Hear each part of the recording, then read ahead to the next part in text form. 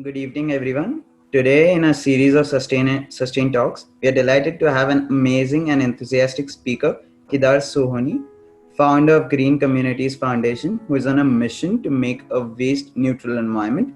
Kedar Sohoni is an alumnus of IIT Bombay and IIM Lucknow. He has been an entrepreneur in the research and analytics space for the past 20 years. One of the companies he co founded, a mobile analytics company called Infomate, which was acquired by Nielsen in 2016. He has also joined the global product leadership team as well. In 2016, Kedar sir had started working to create a replicable method to easily convert a housing society into a waste-free society. After 1 year of experimentation with managing the waste being produced by his own home, he successfully figured this out and implemented it for his own society containing 220 apartments, making it completely waste-free. This led to the formation of a new company that is called Green Communities Foundation, aiming towards waste management around us and making the society waste free. GCF, Green Communities Foundation, works with urban and rural communities to implement segregation at source, composting, and recycling to prevent waste from getting littered, burnt, or dumped. Kedar's current areas of interest include health and nutrition, fitness, and terrace farming. Along with working in waste management solutions, GCF has also contributed towards society by distributing dry ration kits to over 18,000 families across various needy communities in Mumbai during the last 4 months. Sustain and Save proudly presents Kedar Sohani to share with us his incredible change making journey, hardships, its mission, and inspire many more to join us as an agenda of conserving Mother Earth. Welcome, sir. Thank you, sir. Thank you for joining with us today. And thank you, Suzanne, for a lovely introduction. Before I go to introducing Sustain and Save, I would love to thank Siddharth, who's a second year computer engineering from VIIT Pune. He has been a part of Sustain and Save for the last 2 months. He's leading the Changemaker program. He's working on helping social media create awareness on sustainability.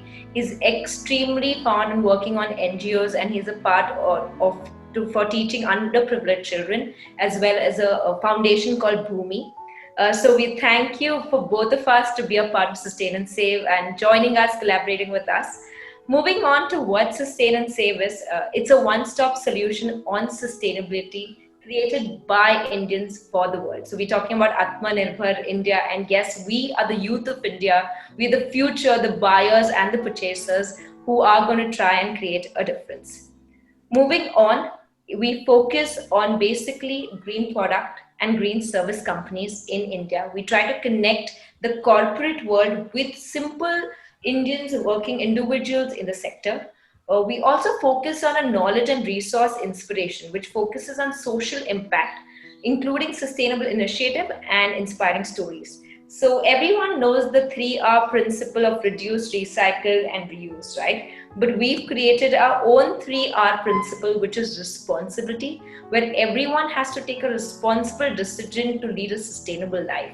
We have another R, which is about re-innovating. I think it's extremely important how we redefine the way of consuming our ways of products that we are using. And the third one is the R for redefining. So we need to innovate the way we manufacture. The entire process line needs to be changed. So we need to redefine the SOPs for a sustainable future. Moving forward, we've started with the Sustain and Save Changemaker program, where we have youth of more than 250 youth all over the world, which is basically we have people from Singapore, India, United Kingdoms, Germany, and USA. And it was founded in the lockdown by the two sisters, Pranati and Ankita Shroff, who are both entrepreneurs and working very fondly on sustainability since 2010. We've had from May a series of amazing inspiration who are founders of green products. Then we move on to green services like organic farming, composting, recycling. Then we did an entire month on sustainable initiative where it was vlogging, doing movement challenges where we collaborated with IKEA. And now we're moving to what we have is about inspiring stories about change preneurs. So we call them the change preneurs, somebody who's making change and someone who's an entrepreneur. So we don't use the word social entrepreneurship, but we use the word because it sounds that someone's not making money, but it's not like that. Impact is a better word that we really like. So thank you, sir. Let's moving further to the most exciting part of Sustain Talks is having you, sir, and let us know your lovely journey. Thank you, sir, once again. Over to you, Siddharth. Okay. Let's start the series of questions. So first question is like, what is Green Communities Foundation doing and what does it do towards a society? We are into waste management, and our aim is to save waste from getting dumped, littered, or burned. And we work in two key areas. One is we have an urban solution and we have a rural solution as well. In the urban areas, we are focusing on one municipal ward in Mumbai. And our idea is to make some kind of a model which others can, or we ourselves can replicate across different areas within not just Bombay, even other urban centers. So we are trying to create something which can be replicated, some kind of a model. The same thing applies to rural. Now, when we think of waste management, we typically think of the big cities and the big dumping grounds and so on, right? But rural is also becoming, a big problem area as far as waste management is concerned. And this is primarily because of the inorganic waste, basically plastic, which is reaching every nook and corner. I mean, you think of a remote island or a remote peak somewhere, and you will still find all the FMCG products there, right? I mean, so distribution has happened, but there's no way for them to manage that waste. And that itself gets littered and burnt and so on. So rural is, again, a big unsolved problem. And again, we are trying to make some small attempts to see how we can ensure segregation at source. So the key principles are segregation at source, and therefore each of the components of the waste goes to the right destination. And so, which is why you avoid littering and burning and so on. So that's really broadly what we are doing as far as GCF is concerned. That's really amazing. You have taken great initiative. Then next question goes like, what was the reason that you turned from a market research industry towards becoming a social entrepreneur, like creating impact towards the society? Yeah, so when you look at health and fitness, you automatically look at your diet, right? And more than just what you are eating, but where is your food coming from? You start getting into those kinds of questions, and you start connecting with people. And then I started attending these farmers markets in Bombay, and thankfully, that concept had started by then. So I used to go and interact with the people there. It was a different experience altogether, and that itself opened my eyes to a new world. Organic as a word was something which I heard probably for the first time, maybe 7 years back. And then I started consuming organic produce and so on. And then I started experimenting with, growing something. I did manage to grow, although I remember the cucumbers looked like deflated balloons, actually. I mean, they were not edible at all in any way. I mean, I managed to grow something, but not really great. But that's fine. I think at least something sprouted out of the soil. That itself was amazing. And I kept dreaming about having a larger patch of land, growing my own food, and so on. So, and that is something which I still would like to do at some point. But during that process, when I was looking at growing food and so on, somebody taught me how to compost, and like home composting. And that was again the big turning point. This was still 2015, so this was still a weekend thing. It was still a hobby for me. I was running the mobile analytics startup, and that itself was a busy time. But I could find maybe a weekend here and there to spend a little more time on composting. And I had started composting pretty much on a regular basis. And as I was doing the composting, again, I started connecting with different people. Then I was asked to implement this in my own society. And there I then started connecting with people. I didn't know how to implement a society composting or a waste management setup. That's when a few friends helped me out. They connected me to the right people in the industry. And that's how it opened up a huge set of problems and opportunities that we are facing as a country as far as waste is concerned. Till then, I had no clue about what is really the problem that we are facing as far as waste is concerned. And that was something which I started reading up more on. What are the problems associated with urban waste management, for example? Why are we having so many dumping grounds? And why are people not motivated to do the right thing, or what is the right thing to do itself is something which I got to know. And then, of course, one thing led to the other. And that was around the time when my company got acquired in 2016, like you had described. And I was figuring out what else to do. Waste management company was not really, the first thing on my mind, to be honest. I was just looking at different options. I was also open to continuing with Nielsen, but it was a large company. Once you've been an entrepreneur, it's kind of hard to work for somebody else, right? It's a different thing. So I was on the lookout for something, and this thing was right in front of me. And one fine day, I said, okay, maybe this is what I should be doing, because it seemed like a large enough, interesting enough problem to work on.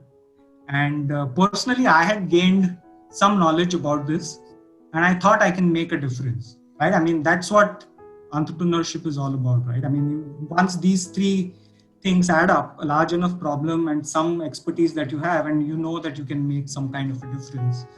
That was it. And so I just started. That was great. So that's a short answer to your. Yes.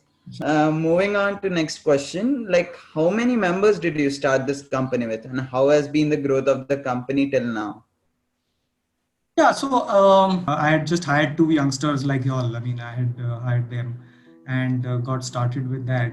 And today we are about 10 of us. But the key thing here is our model uses the people who are already working in this space to get things done. So we don't need to hire staff and deploy them. So we are not a staffing company, right?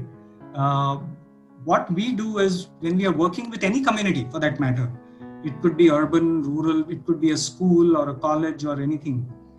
Our idea is to empower the people who are already working there.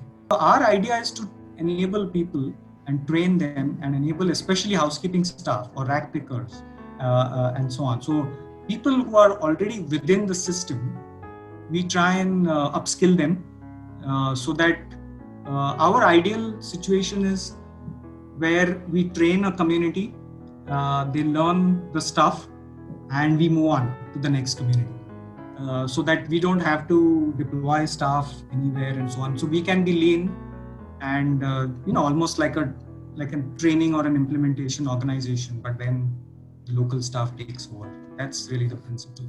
So moving on to next question. In case of waste management, it is a very big criteria to be dealt with. So how do you manage and segregate various types of waste, like e-waste, biodegradable waste, recyclable waste, etc., all kinds of waste? Yeah, so see, this segregation always has to happen at source. There is a very nice framework which was actually developed in Bangalore, and so it's called the 2-bin 1-bag system. So this 2-bin 1-bag really, and they have really simple charts where you can really easily understand what that segregation is, and this 2-bin 1-bag system has to be implemented in every house. If you have this two bin one bag system, then it's very clear what goes where, because the principle is very clear in your head there. And then it has to be collected separately by your sweeper or the housekeeping staff. So these three streams have three different destinations, right? So your compostable or biodegradable waste gets converted into manure or into biogas, or there could be a number of other options for that. Your recyclable goes into what is called as a recycling or a material recovery facility. The third category, which is your hazardous waste, that has to again go to a different destination. Typically, it is incinerated in a controlled manner. 3 words that aim for a waste-free India. Waste-free India. So I have 3 R's as well, but those are not the usual ones. So this is one thing you spoke about was responsibility, right? I think that is one critical R. The other is rights. So it's our right to live in a waste-free world. So it's not a luxury, according to me. So having a safe environment, good quality air, soil, water is our fundamental right. So to me, if something has to be waste-free, it's firstly our right. And then the roles and responsibilities. Those are the 3 R's I would talk about. That was a very nice result. I think it's because when you're trying to solve a local problem or an urban city problem, the responsibility and the role is very important to figure out. Absolutely. Thank you for that. So who are your 3 inspirations or role models that you really look up to? It's always good to get that. Okay, so I know this is not the answer you're looking for, but honestly, I get inspired.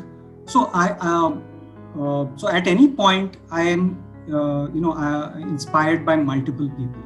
So I don't say, okay, these are the 2 or 3 people that inspire me. I try to look at every single person who I feel has I can learn from and take inspiration from them. So right from my a few of my school teachers to my first boss at Nestle, to it could be a book I read somewhere, or I just meet someone.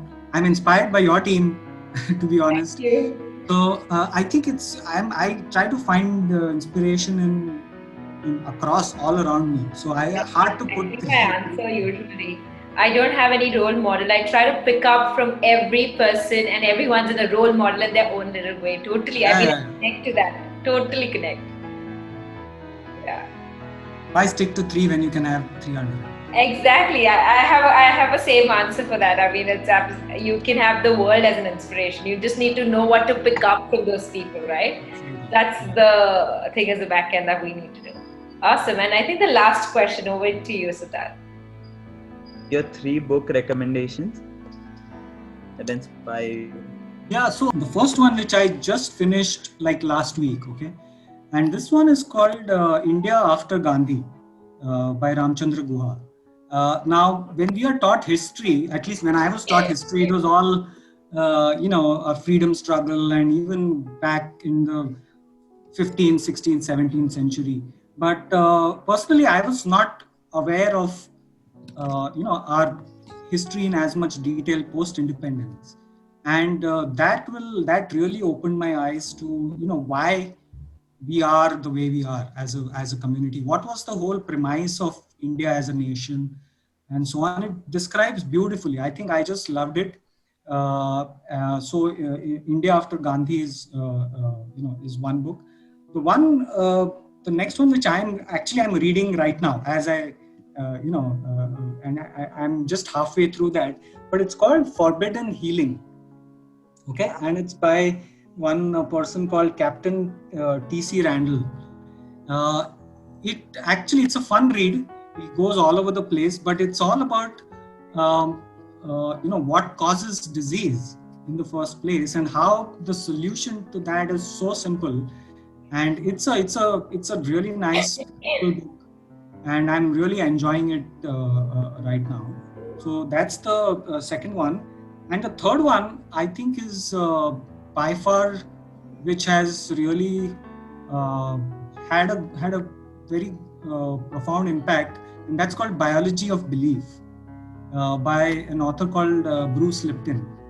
And Biology of Belief talks about our entire thought process, the subconscious mind, the conscious versus the subconscious mind, and the underlying reasons, why we behave the way we behave, and the number of influences that we have right from childhood, especially like 0 to 6 years, the kind of influences that we have, how they stay on in your subconscious mind, and so on. It's a brilliant book. I don't think so. If you look up Bruce Lipton, there are a number of videos and number of books. I think it'll be nice if you can look up. So yeah, these are 3. There are a few more, but yeah, let's take the 3. Great. So thank you everyone for joining, and thank you, sir, for being a part of this small session that we had.